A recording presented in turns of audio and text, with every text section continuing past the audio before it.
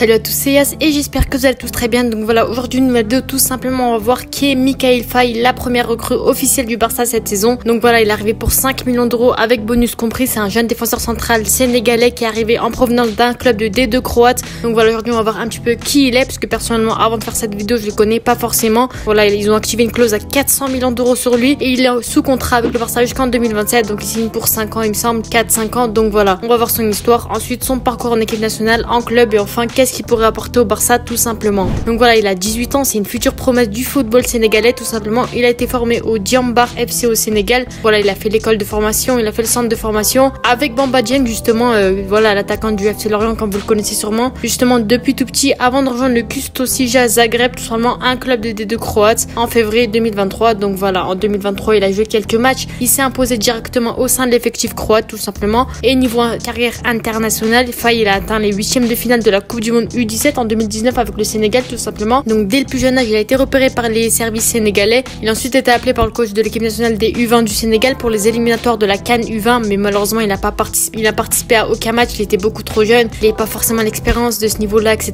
Donc voilà, en soi il a déjà joué avec les U20 quelques fois, les U17, etc. Mais actuellement il joue bien sûr avec les U19 ou les U20 il me semble. Donc voilà, vu qu'il a grandi, il a plus de 17 ans, etc. Il a beaucoup joué en 2023 avec son club, sinon il s'est imposé en tant que titulaire. Il a joué 14 matchs, toutes compétitions confondues, pour un but marqué. Donc voilà, juste en 2023 c'est beaucoup, il a joué quasiment tous les matchs, il a pu prendre de l'expérience au niveau européen et surtout en D2. Donc voilà, je le connais pas assez pour déterminer si c'est un crack ou pas, mais je pense vraiment qu'il a un énorme potentiel. S'ils l'ont recruté le Barça, c'est pas pour rien, on connaît le Barça, ils recrutent des jeunes pour les lancer dans le plus haut niveau et pourquoi pas un jour jouer avec l'équipe professionnelle du Barça. Voilà, bien sûr Xavi l'a annoncé, il commencera à jouer avec l'équipe réserve, donc voilà, notamment avec des jeunes cracks comme Chadji Riyad, Lamine Yamal, Collado, bref, etc. Il y a plein de joueurs de la Masia. Il jouera avec l'équipe réserve, mais il pourra jouer avec les professionnels si Xavi l'appelle. C'est un petit peu le même système que Julián Araujo, tout simplement le latéral droit du Barça. Il joue avec l'équipe de réserve et si jamais de temps en temps Xavi peut l'appeler comme il l'a fait contre le Vissel Kobe, etc.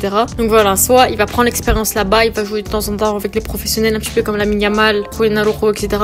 Il joue au poste de défenseur central, donc voilà, le poste de défenseur central il n'est pas forcément recherché au Barça. On a déjà Koundé, on a déjà Araujo pour les années à venir, on a potentiellement Christensen, Inigo Martinez, plein de joueurs, voilà. Mais en soi, je pense qu'il pourra vraiment faire de belles choses au Barça les années à venir. Il mesure 1m86, donc voilà, c'est assez grand. Et un avantage sur lui, c'est qu'il est gaucher aussi. C'est le seul défenseur central gaucher qu'on a au Barça. Tous droitiers, Christensen, Araujo, Koundé, tous droitiers. Droitier, je pense que gaucher, ça reste une chose très intéressante. C'est ce qui le différencie des autres, justement. Donc voilà. En plus, lui-même, il a dit en interview que son idole, c'est Mascherano. Donc ça sent déjà bon pour la suite. On voit qu'il connaît le foot, qu'il connaît le Barça. Ça fait plaisir. Voilà, j'espère qu'il aura une bonne mentalité, un bon niveau de jeu, etc.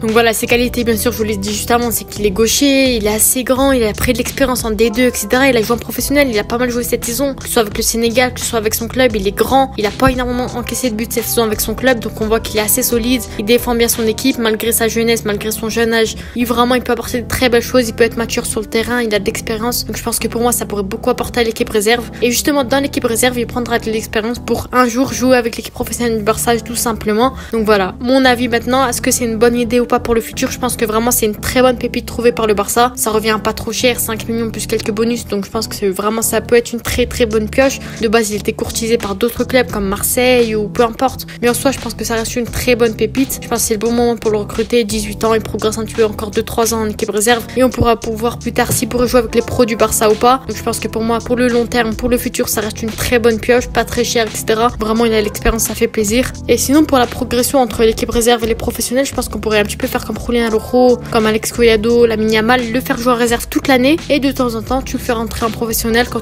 on joue contre des petites équipes comme Almeria, Elche, des petites équipes comme ça là, on peut le tester de temps en temps, le faire jouer en fin de match, etc. juste pour qu'il prenne de l'expérience, un petit peu comme Lamine Yamal comme il l'a fait aussi.